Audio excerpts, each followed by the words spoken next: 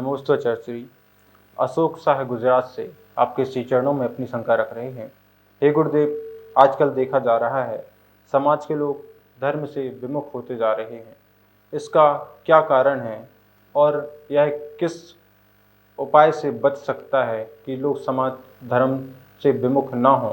कृपया मेरी शंका का समाधान करें। नमोस्तु आचार्य श्री। धर्म से विमुख जो हमारे आज के समय में लोग हो रहे हैं या नौजवान हो रहे हैं, इसमें मेरे को दो ही कारण समझ में आते हैं।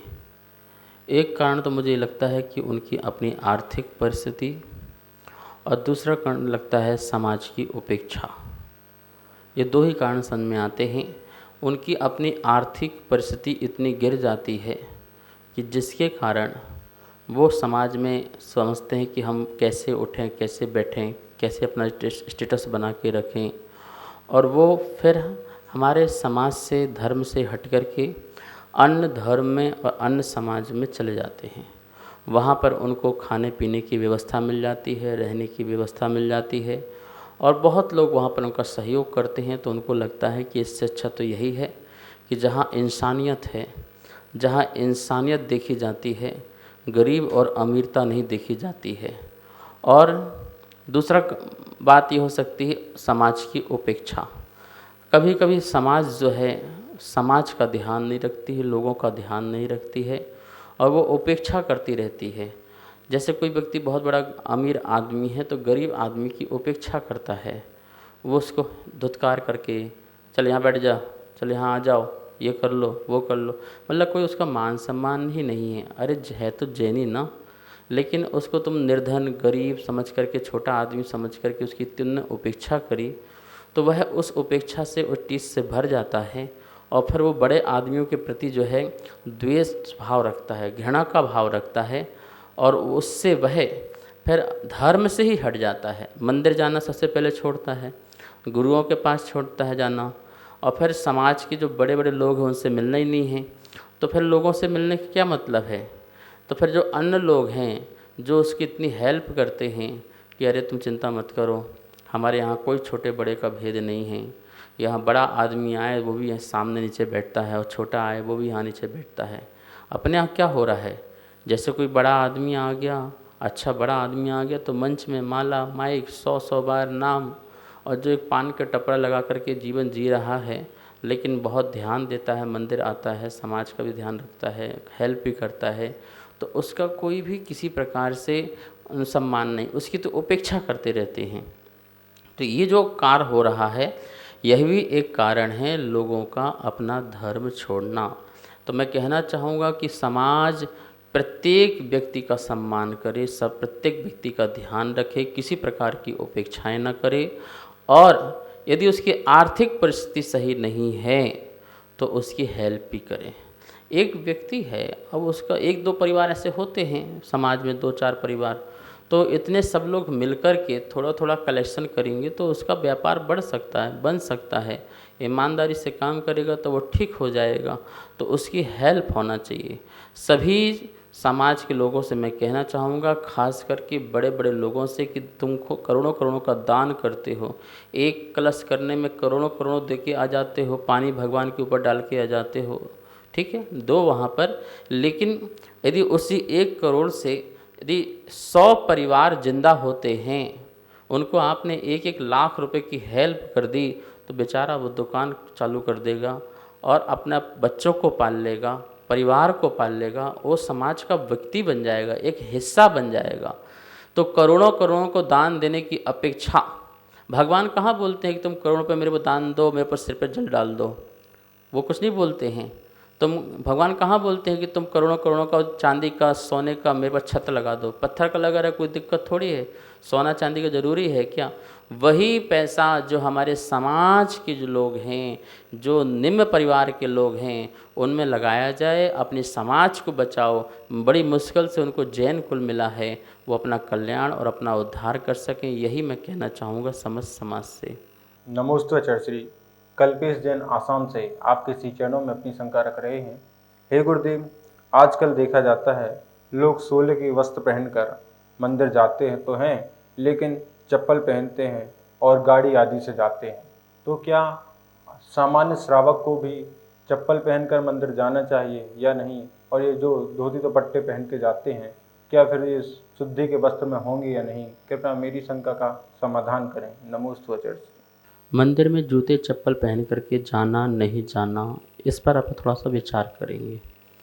देखिए, एक तो धोती दुपट्टे पहन करके कभी भी जूते चप्पल पहन करके नहीं जाना चाहिए।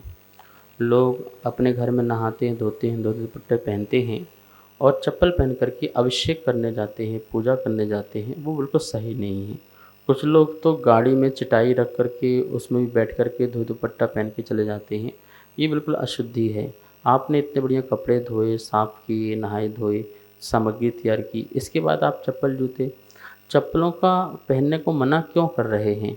चप्पल सपाट होती है, जूता सपाट होता है, उसमें कोई भी जीव आएगा तो बचने का कोई भी उपाय नहीं है। ठीक है, वैसे देख के चल रहे होंगे आप, लेकिन आ गया तो बचेगा नहीं।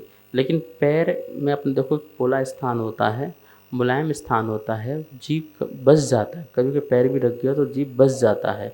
तो हमें अहिंसक प्रवृत्ति रखनी है। हम पूजन करने जा रहे हैं, जीव दया का परिणाम भी होना चाहिए। इसलिए मैं तो ये कहना चाहता हूँ कि जो अभिषेक करने जा रहे हैं, पूजा करने जा रहे हैं, शुद्ध वस्त्र पहने, वही चप्पल पहन के न जाएं, अपितु जो भी मंदिर जा रहा हो वो चप्पल जूते पहन कर के ना जाए। और फिर देखो कितना विकल्प होता है। जूते चप्पल तो रख दिया आपने बाहर, अब अभिषेक पूजा पाठ करने बैठे हुए, ध्यान कहाँ जा रहा है? बार बार जूते और चप्पल में। कोई ले ना जाए, कोई उठा ना ले, कोई पहन ना ले, कोई कुत्ता ना ले जाए, कहीं यहाँ ना हो जाए, सारा का सारा 12 बार विकल्प कहाँ जा रहा है आपका? बाहर जा रहा है। तो कितना मन में दुविधा हो रही है आपको कि पूजा में मन नहीं लग रहा, मन जा रहा है एक चप्पल के लिए। तो जिसके प्रति विकल्प जा रहा है तो अच्छा है उसको बाहर ही छोड़ करके आ जाओ। यदि आप गाड़ी से आते हैं और चप्पल जूता है तो गाड़ी में ही छोड़ दीजिए, और घर में आसपास है, वॉकिंग डिस्टेंस है, तो आपको जूते चप्पल पहन के आना ही नहीं चाहिए घर छोड़ के। और फिर नंगे पैर आना भी तो सीखो।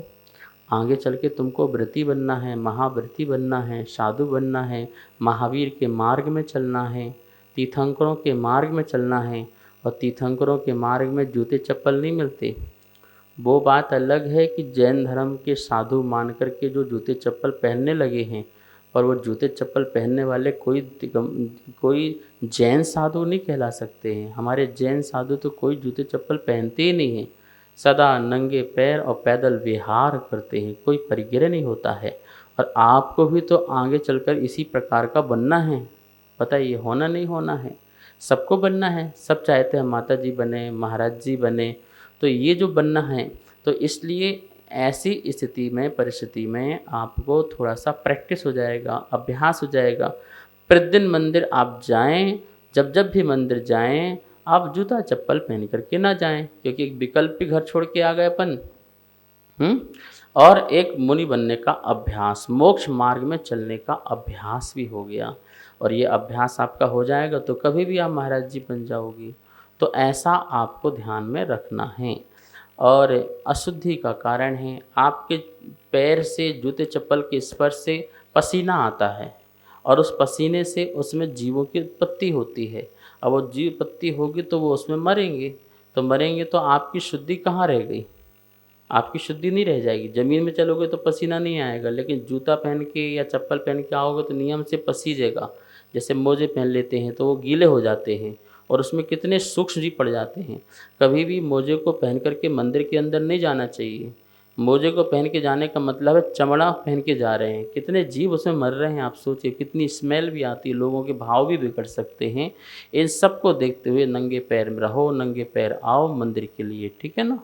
सभी को सादर जय जिनेंद्र।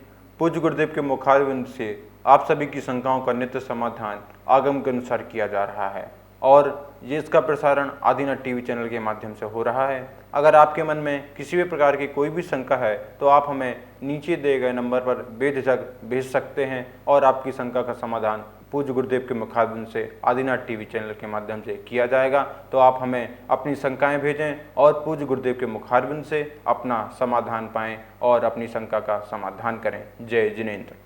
इस कार्यक्रम के पुण्यार्जक थे अशोक बड़जात्या, ममता बड़जात्या, अंकिता, टीना, आकाश, अंकुश, सॉल्ट लेक कोलकाता से।